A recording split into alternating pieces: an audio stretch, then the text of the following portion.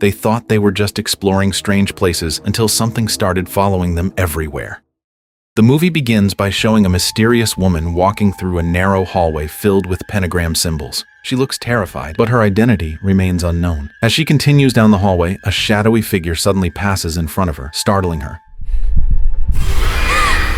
The scene then shifts to a group of teenagers consisting of Chloe, Chloe's boyfriend David, Chloe's cousin Elise, and Elise's boyfriend Seth, who have just arrived in Los Angeles. Too dark.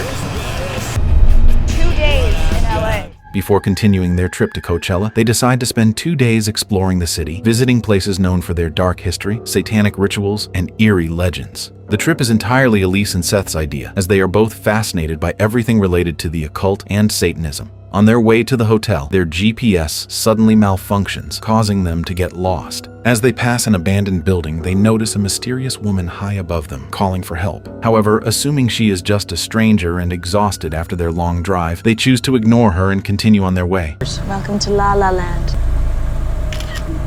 Okay, hello to you too. Should we get back on the highway? Are you sure you have the GPS on? All right, there it is. Let's get the hell out of here. Not long afterward, they arrive at the Flower Hotel, where they had made a reservation well in advance. Elise even specifically requested room 204 because it was infamous as the place where a woman named Lainey Gore committed suicide in 1972. Lainey was also known as one of the early members of the Church of Satan founded by Anton LaVey. Although the receptionist warns them about the room's disturbing history, Elise and Seth become even more excited since visiting the room is the main reason they came there. After entering room 204, David, exhausted from driving all day, quickly falls asleep. Meanwhile, Seth and Elise are thrilled to finally see the room where Lainey took her own life. Chloe, however, feels uneasy the moment she steps inside and has a terrible feeling about staying there. Even though she doesn't want to spend the night in the room, she has no choice but to stay with the others. The next morning, still fascinated by Lainey's story, Seth and Elise decide to use a Ouija board in hopes of communicating with Lainey's spirit. Thought I felt something a while ago, but what do you want? What do you want? Hello? Who are you? Are you Lainey Gore? At first, the planchette actually begins to move, shocking Chloe and Elise as they believe Lainey is trying to communicate with them. Oh my god, Seth, you're totally doing that. I'm not. J. B. Moments later, however, it is revealed that Seth was secretly moving the planchette himself as a prank to scare everyone. Realizing she had been fooled, Elise becomes annoyed because she genuinely believed they had managed to contact Lainey's spirit. Shit! Hey. You tell me. What's the plan? After that, they continue their trip to the Church of Satan. Since exploring places connected to Satanism is the main purpose of their visit to Los Angeles, they simply want to look around and take a few photos. However, they receive a cold welcome. When they try to start a conversation with a couple who have just walked out of the church, the couple completely ignores them. Before leaving, the couple even spits at them, making the atmosphere even more unpleasant. Cute. We're trying to find the Sharon Tate house. Having learned nothing from the visit, they head to a house in the Hollywood Hills, where a notorious mass murder took place in 1969. It was there that a man named Charlie and his followers murdered several people, including actress Sharon Tate. After listening to the tragic story behind the house, they take several pictures before continuing their journey. All right, yeah. Seth, get a picture of us. Charlie. Their next stop is a shop that sells antique items and objects related to satanic rituals. Blow my fucking mind. Is it real? It's mummified. While looking around, Seth accidentally peeks into a back room and discovers an altar with several candles and what appear to be goat organs. Realizing Seth has seen the room, the shop owner, whom we'll simply call John, immediately throws them out while threatening them with a knife, leaving them no choice but to leave. Place is horse shit. All right, let's go. Hey. As the afternoon comes to an end, they spend the rest of the day relaxing at Venice Beach, California. God, are we still in that little Satan shop? It's a sacrificial serpent. While spending time at Venice Beach, they continue talking about what happened at the antique shop where John had rudely thrown them out. Still irritated and curious about what he was really up to, Seth and Elise suggest secretly following John after his shop closes. Chloe immediately objects, believing it is far too dangerous. However, David, who is also annoyed by John's attitude, sides with Seth and Elise. Outvoted by the rest of the group, Chloe reluctantly agrees to go along with their plan. We should head back there. Follow him and see where he goes. Who wants to follow Numbnuts' little tree fort of demonic possession? Hey, if you don't want to go, we won't go. Yay! We're going spying! That night, they wait near the shop until John closes for the day and drives away. This fucking piece of shit. Without him noticing, they secretly follow his car until he arrives at a secluded house.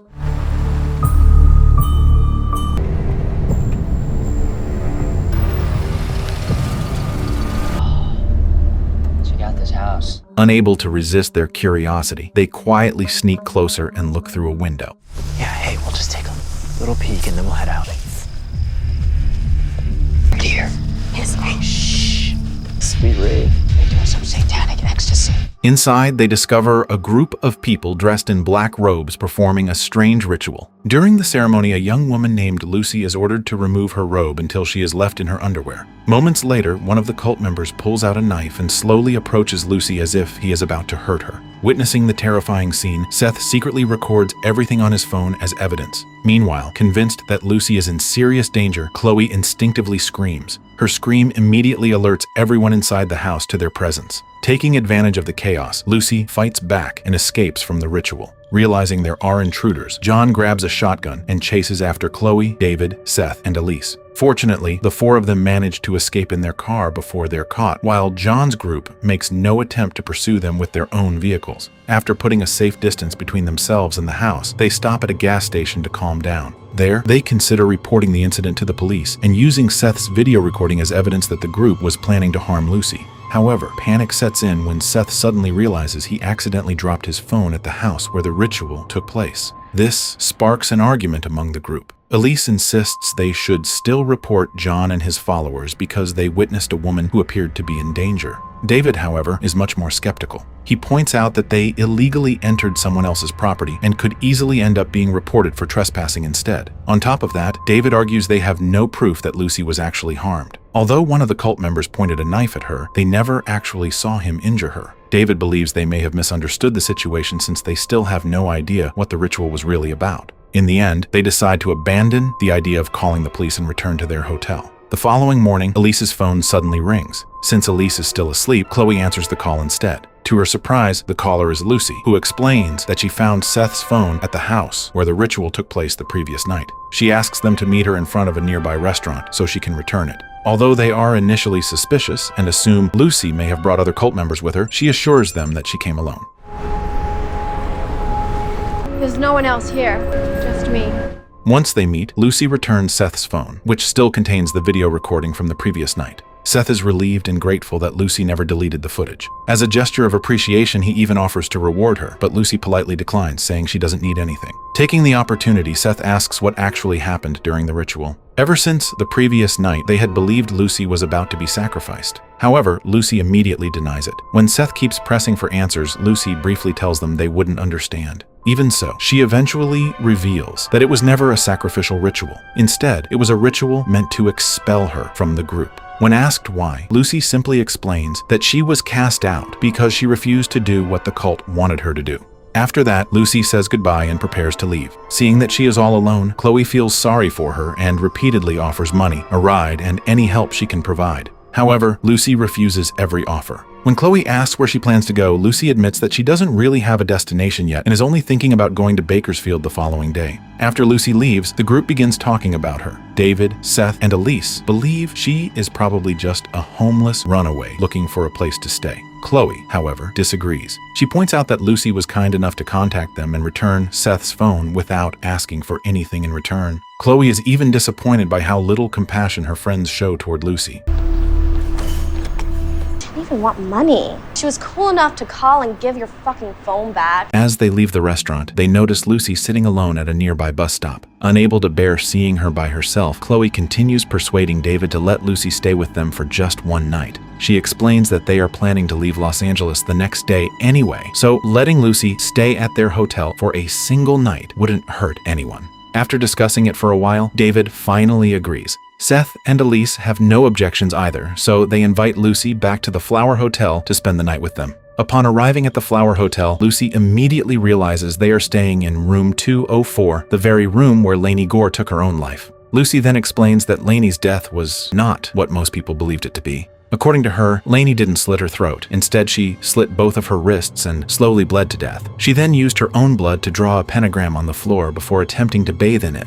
Hearing this, David is confused because he has always believed Lainey died by slitting her throat. However, Lucy explains that while most people believe that version of the story, the truth is completely different. She even knows that it took Lainey nearly 5 minutes to bleed out completely. When David asks how she knows all of this, Lucy simply shows the scars on both of her wrists and reveals that she did the exact same thing when she was 13 years old. Their conversation then shifts to Lucy's beliefs. Although she was once part of the cult, Lucy admits that she never agreed with the teachings of the Church of Satan founded by Anton LaVey. David then says that he believes in only one true God. To everyone's surprise, Lucy replies that she believes in one God as well. However, her view of hell is very different. According to Lucy, hell is not a physical place but a state of endless confusion and suffering. Realizing that the conversation has made everyone uncomfortable, Lucy apologizes for ruining the mood. This is Lainey Gore's room.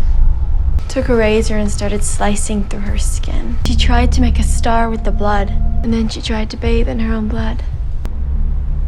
Okay, Hell isn't a place. It's a beautiful confusion. Didn't mean to bring down the party. Later that night, they spend time drinking and listening to music. Lucy, who had seemed perfectly normal just moments earlier, suddenly becomes much more energetic. She asks Seth to dance and unexpectedly kisses him, making Elise visibly uncomfortable. A few moments later, Lucy suddenly falls silent, as if she senses someone's presence inside the room. Seeing the sudden change in her behavior, Elise tells Lucy that they had previously tried contacting Lainey's spirit using a Ouija board but got no response. Elise then asks Lucy to give it a try. However, Lucy explains that Lainey is in a place that cannot be reached through a Ouija board. Even so, she says she knows another way to contact her, as long as everyone is willing to help. At first, Chloe refuses because she believes the ritual is too dangerous. However, Lucy convinces her by saying that death is not the end, but merely a transition. She even claims that Lainey wants to show them something beautiful, something that cannot be seen by the living. After being persuaded, Chloe finally agrees to join.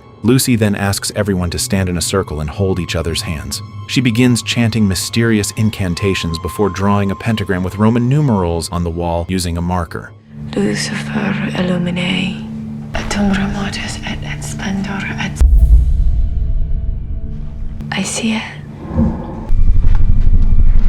Oh, hey!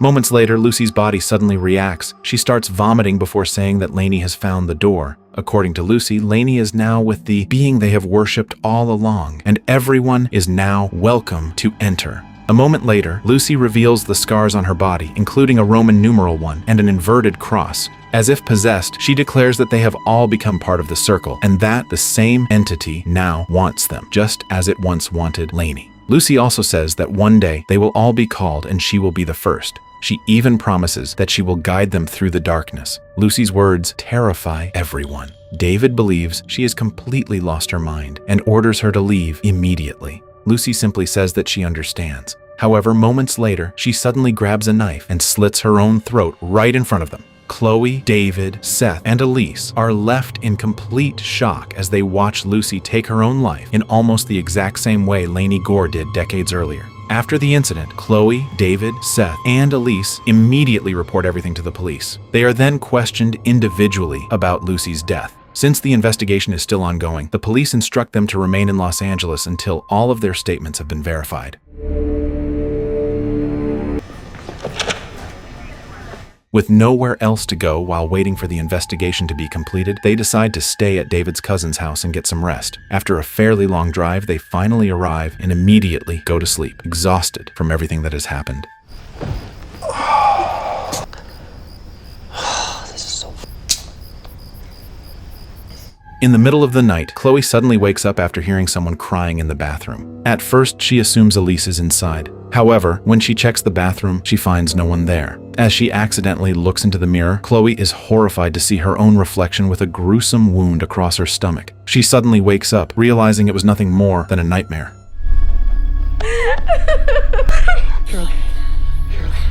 The next morning, Chloe can't stop thinking about Lucy's final words before taking her own life. She keeps remembering Lucy's warning that she would be the first to be called, and the others would eventually follow. David, however, tries to comfort Chloe, telling her that she is overthinking everything. According to him, the best thing they can do is forget about what happened and wait a few more days until the police finish their investigation so they can continue their trip as originally planned. Even so, Chloe can't simply let it go. To her, it's impossible to forget someone who had taken her own life right in front of them. She said she would be the first and the rest would be summoned. All right, we'll forget this. Forget this.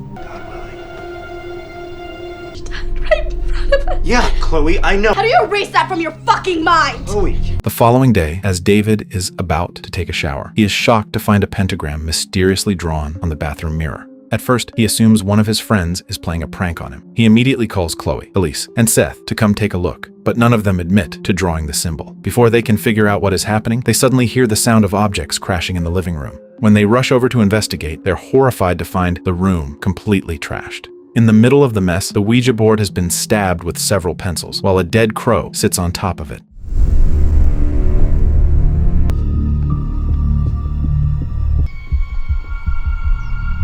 As if that isn't disturbing enough, they also discover dozens of dead crows floating in the swimming pool. Convinced that John is behind all these terrifying incidents, they waste no time and head straight to his shop. As soon as John sees them arriving, he immediately tries to run away. However, David catches him and even punches him, believing John has been terrorizing them. Despite this, John denies every accusation. He insists he has no idea where they are staying, making it impossible for him to be responsible for the strange events happening at the house. David then demands to know what really happened to Lucy and why she suddenly took her own life in front of them. Once again, John denies that his group ever harmed her. He explains that Lucy was expelled from the cult because she constantly acted on her own and refused to follow the group's rules. After hearing John's explanation, David and the others realize they have no evidence to keep accusing him, so they eventually let him go. However, moments after John leaves, Elise suddenly screams. The group discovers that their car is now covered in mysterious claw marks that definitely weren't there before. Feeling that everything had spiraled completely out of control, the group finally decided to leave Los Angeles, even though the police investigation into Lucy's death was still ongoing. They knew they weren't supposed to leave the city, but none of them could take any more of the terrifying events that had been haunting them ever since Lucy's death. Can we get out of here, please? I don't really feel well. We can't leave town. Let's just grab our things and go. We have to leave. It just hurts a little bit. Fucking look at Police said we I can't don't go care anywhere. what they said. While driving, Elise suddenly doubled over in pain and became so nauseous that she asked David to pull over. Coincidentally, there was a portable toilet nearby. However, before she could step inside, Elise was horrified to discover a wound in the shape of the Roman numeral 2 carved into her stomach. Despite growing weaker by the second, she went into the portable toilet alone. Moments later, a piercing scream came from inside. Chloe, David, and Seth immediately rushed over and forced the door open. But when they finally got inside, Elise had mysteriously vanished without a trace. A few moments later, they heard Elise crying for help from an abandoned building not far away. Without a second thought, Seth ran toward the building to rescue his girlfriend, while Chloe tried to call the police. For some unknown reason, however, her phone suddenly lost its signal, causing the call to disconnect. Chloe and David then followed Seth into the abandoned building. Once inside, the situation became even more confusing. They kept hearing Elise desperately calling for help, followed by Seth shouting as he searched for her. Strangely, although both voices sounded incredibly close, Chloe and David couldn't find either of them anywhere. It was as if the voices were coming from another place entirely. Over here.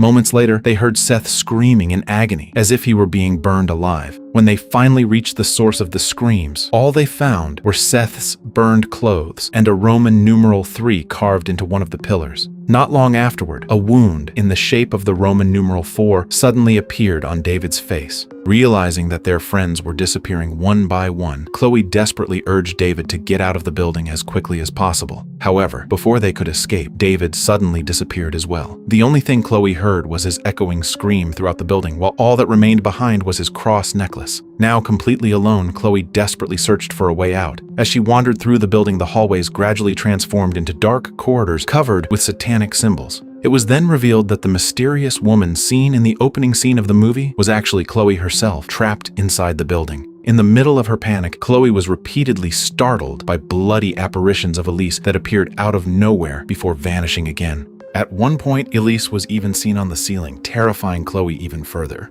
While standing on the upper floor of the building, Chloe noticed a car stopping right outside. She screamed at the top of her lungs, desperately begging for help. But as she looked closer, she was horrified to realize that the people inside the car were none other than herself, David, Seth, and Elise at the very beginning of the movie, right after they had gotten lost because of their GPS. Without realizing it, the mysterious figure they had seen standing on top of the abandoned building earlier was actually Chloe from the future, desperately trying to warn her past self not to continue the trip to Los Angeles. Sadly, none of them heard her warnings. They simply assumed she was a stranger asking for help and drove away, allowing the horrifying chain of events to unfold exactly as before. After the car disappeared, Chloe found herself trapped inside the building once again. This time, Lucy suddenly appeared in front of her, forcing Chloe to run for her life. However, she slipped down a staircase and fell. When she got back up, she discovered Seth's lifeless body covered in horrifying wounds. As Chloe desperately searched for an exit, she realized there was no way out.